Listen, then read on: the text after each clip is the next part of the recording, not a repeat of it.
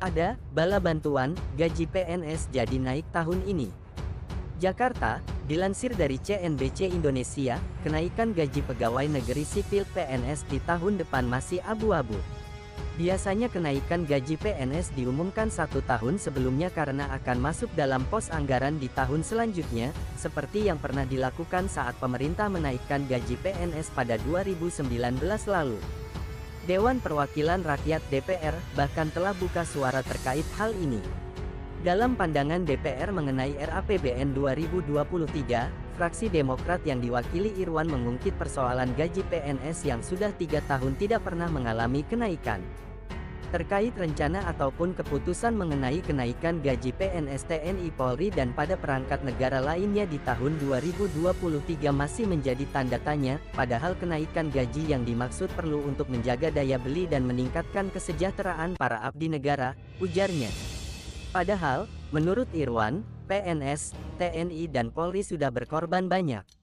Terutama ketika menghadapi pandemi COVID-19. Sehingga sudah selayaknya para abdi negara tersebut mendapatkan kenaikan gaji.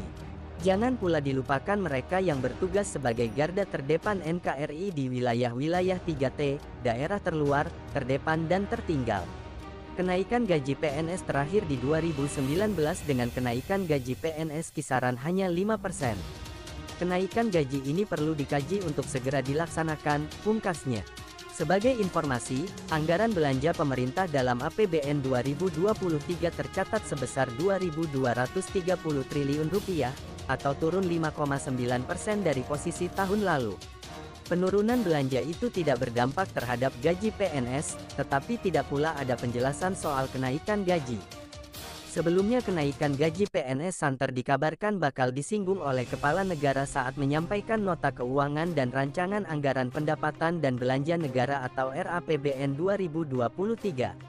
Pada momen itu Jokowi dikabarkan akan mengumumkan soal kenaikan gaji pokok para ASN seiring adanya reformasi birokrasi.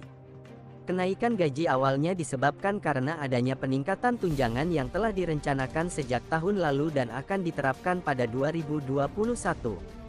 Pada tahun anggaran 2021, belanja pegawai ini diarahkan untuk mendukung pemantapan reformasi birokrasi dengan memperhatikan kesejahteraan pegawai.